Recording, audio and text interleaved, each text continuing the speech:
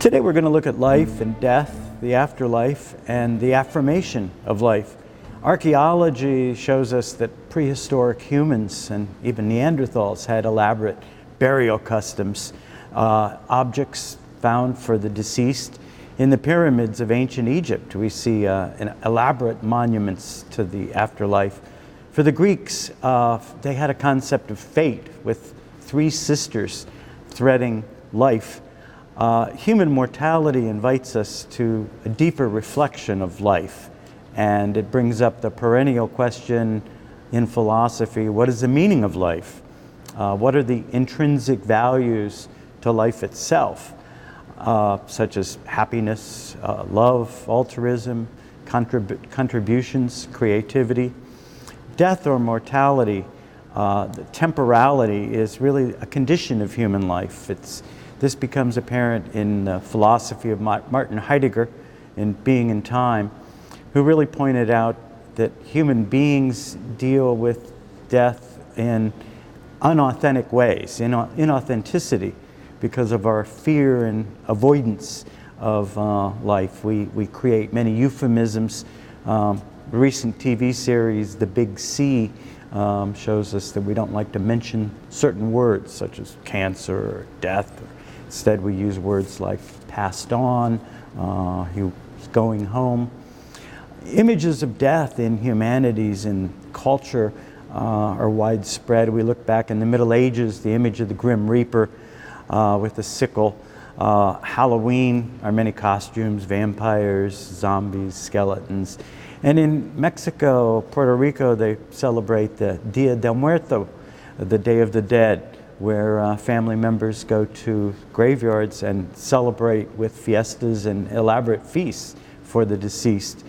In the 19th century, in Victorian England, we saw the Penny Dreadful, which is really kind of the first pop fiction of lurid tales of death and the dark side. And today we still see the continuing popularity of the Walking Dead series, vampires, Anne Rice.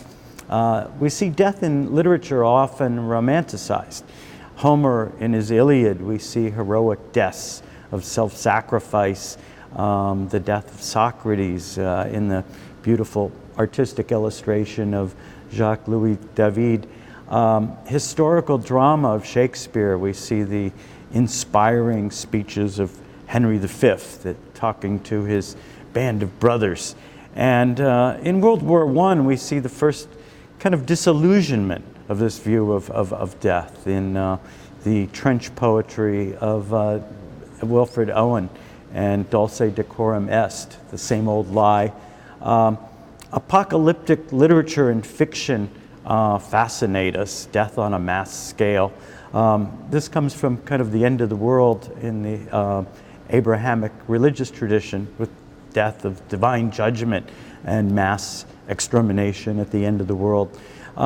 In World War I, World War II, in the 20th century, we certainly see mass destruction sometimes brought on by the human will, the man-made detriment of the environment is a common theme.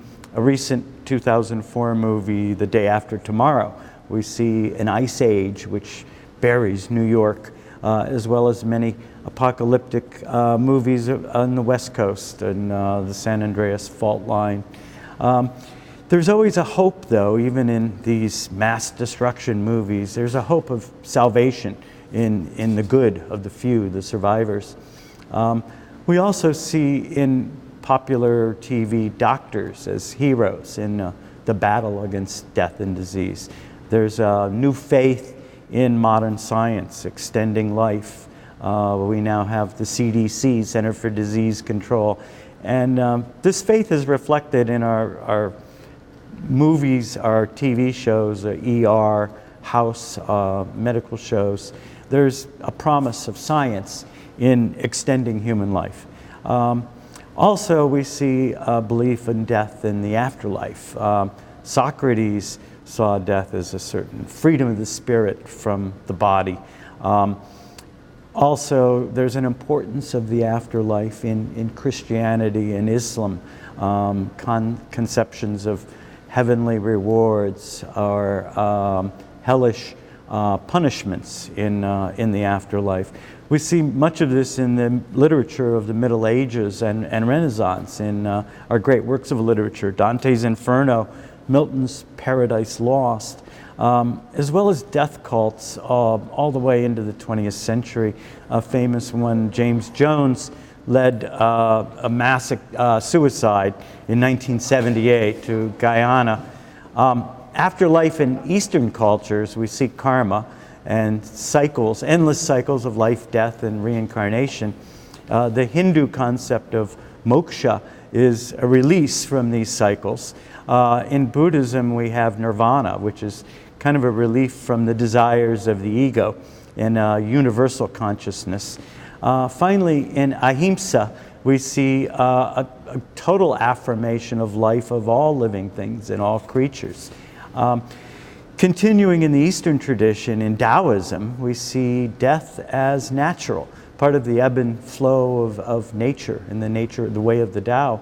Life and death in Taoism, it's like the yin and the yang, opposites that are simply reconciled in nature. Seasons of life, death, regeneration. A universal symbol that appears in many cultures is that of the phoenix.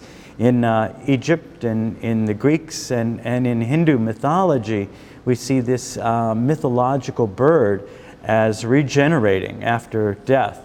It certainly shows the life-affirming spirit of survival. The phoenix in ancient Hindu temple returns every 500 years, and from its ashes come a new era, a new life, a new bird. So this kind of reflects human beings' abilities to reinvent themselves in life-affirming or life-denying ways. It's part of the art of being human.